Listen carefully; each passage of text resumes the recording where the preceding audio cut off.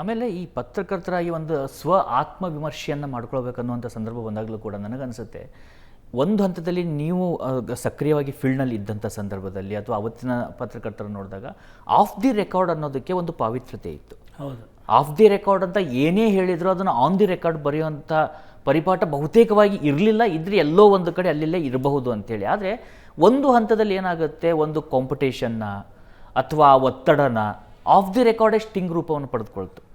ಆ ಒಂದು ಅಪನಂಬಿಕೆ ಮೂಡಿದ್ದೇ ಈ ರೀತಿಯಾದಂಥ ಒಂದು, ಅಂದರೆ ಇದರಿಂದ ಇಬ್ಬರಿಗೂ ಕೂಡ ಸಿಗಬೇಕಾದಂಥ ಮನ್ನಣೆ ಸಿಗ್ತಿಲ್ವಾ ಅಂತ. ಒಂದು ಕಡೆ ಸಿನಿಮಾ ಇರ್ಬೋದು, ಇನ್ನೊಂದು ಕಡೆ ಪತ್ರಕರ್ತರು ಇರ್ಬೋದು. ಆ ಒಂದು ಸ್ಯಾಂಕ್ಟಿಟಿ ಇತ್ತಲ್ಲ. ಅದೇನಾಯ್ತು ಅಂದರೆ ಪತ್ರಕರ್ತರನ್ನು ತನ್ನ ಅಂತರಂಗಕ್ಕೆ ತಗೊಂಡು ತನ್ನ ಗುಟ್ಟುಗಳನ್ನು ಹೇಳ್ಕೊಳ್ಳುವ ಕಾಲ ಇತ್ತು ಒಂದು ಕಾಲದಲ್ಲಿ.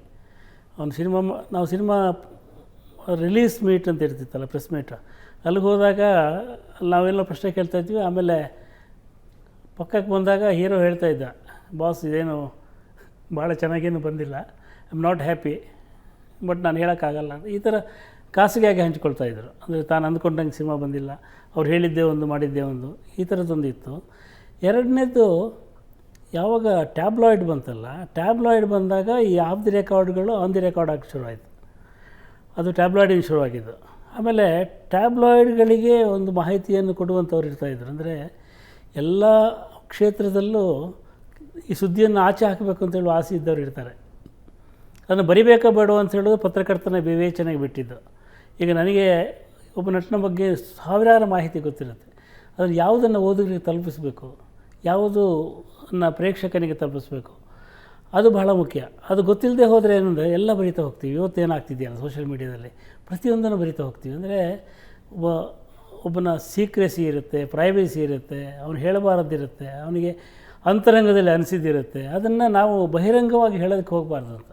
ಅಂಥ ಸಂಕಟಗಳು ಪ್ರತಿಯೊಬ್ಬನಿಗೂ ಇರ್ತವೆ. ಪತ್ರಕರ್ತನಿಗೂ ಇರ್ತವೆ, ಸಿನಿಮಾ ನಟನಿಗೂ ಇರ್ತವೆ, ನಿರ್ದೇಶಕನಿಗೂ ಇರ್ತವೆ, ನಿರ್ಮಾಪಕನಿಗೂ ಇರ್ತವೆ. At the end of the day ಮನುಷ್ಯರಿಗೆ ಇದ್ದೇ ಇರುತ್ತೆ. ಅವರು ಮನುಷ್ಯರೇ, ರೋಬೋಟ್ಗಳಂತೂ ಅಲ್ಲ. ಪ್ರತಿಯೊಂದು ಕೂಡ ನಾವು ನೋಡ್ತಾ ಹೋಗೋದಾದರೆ ಅವ್ರಿಗೂ ದುಃಖಗಳಿರ್ತವೆ, ಅವ್ರಿಗೂ ಜಲಸಿಗಳಿರ್ತವೆ.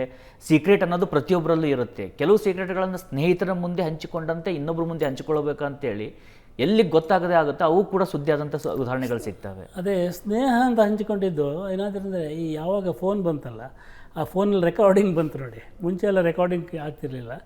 ಇಲ್ಲಿ ರೆಕಾರ್ಡ್ ಮಾಡಿ ಅದನ್ನು ಯಾರಿಗೋ ವಾಯ್ಸ್ ನೋಟ್ ಕಳಿಸ್ಕೊಡೋದು, ಈ ಥರದ್ದೆಲ್ಲ ಶುರುವಾಗಿ ಒಂದು ನಂಬಿಕೆ ಹೊರಟೋಯ್ತು. ಅಂದರೆ ಈಗ ನೀವು ಯಾವುದೇ ನಟನನ್ನು, ಅಂದರೆ ಸೂಪರ್ ಸ್ಟಾರನ್ನು ಭೇಟಿಯಾಗೋದಕ್ಕಾಗಲ್ಲ.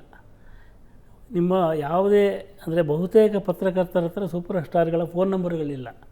ನಾನೊಂದು ಸಲ ಒಂದು ಎಂಟರ್ಟೈನ್ಮೆಂಟ್ ಚಾನಲ್ನ ಮುಖ್ಯಸ್ಥರನ್ನ ಭೇಟಿ ಹಾಕಿ ಹೋಗಿದ್ದೆ. ಅವರು ಭೇಟಿ ಹಾಕಿ ಹೋದಾಗ ಹೇಳಿದರು, ನಾನು ಆಗ ಸಿನಿಮಾ ಜರ್ನಲಿಸ್ಟು. ಆಗ ಹೇಳಿದರು, ನಿಮಗೆ ನಿಮ್ಮ ಹತ್ರ ಈ ನಟನ ನಂಬರ್ ಇದೆಯಾ ಕೇಳಿದ್ರು. ಇದೆ ಅಂದೆ, ಮಾಡಿ ಅಂದರು. ಮಾಡಿದ್ರೆ ಅದಿಲ್ಲ, this number does not exist ಅಂತ ಬಂತು. ಇದು ಹಳೆ ನಂಬರ್ ಸರ್, ನನ್ನ ಹತ್ರ ಹೊಸ ನಂಬರ್ ಇದೆ. ನಾನು ಒಂದಕ್ಕೆ ರಿಂಗ್ ಮಾಡಿದರೆ ಅವ್ರು ಫೋನ್ ತೆಗಿತಾರೆ, ನಿಮಗೆ ಅವ್ರ ಫೋನ್ ನಂಬರು ಕೊಡೋಲ್ಲ, ನಿಮ್ಮ ಫೋನು ತೆಗಿಯಲ್ಲ.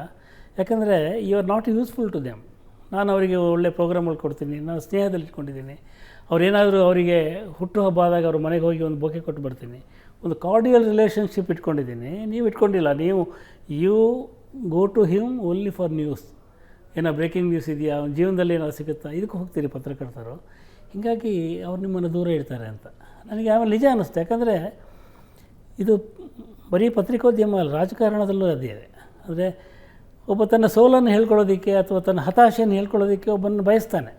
ಅವನು ತನಗೆ ಗೊತ್ತಿರೋನಾದಷ್ಟು ಒಳ್ಳೆಯದು. ತುಂಬ ವರ್ಷ ತನಗೆ ಗೊತ್ತಿದ್ದರೆ ಅಂದರೆ ಯಾರ ಹತ್ರ ಹೇಳ್ಕೊಳ್ಬೇಕು ಅವನು.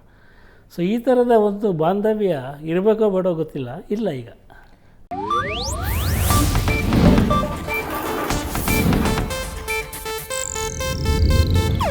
ಇದು ಏಷ್ಯಾನೆಟ್ ನ್ಯೂಸ್ ನೆಟ್ವರ್ಕ್ ಪ್ರಸ್ತುತಿ.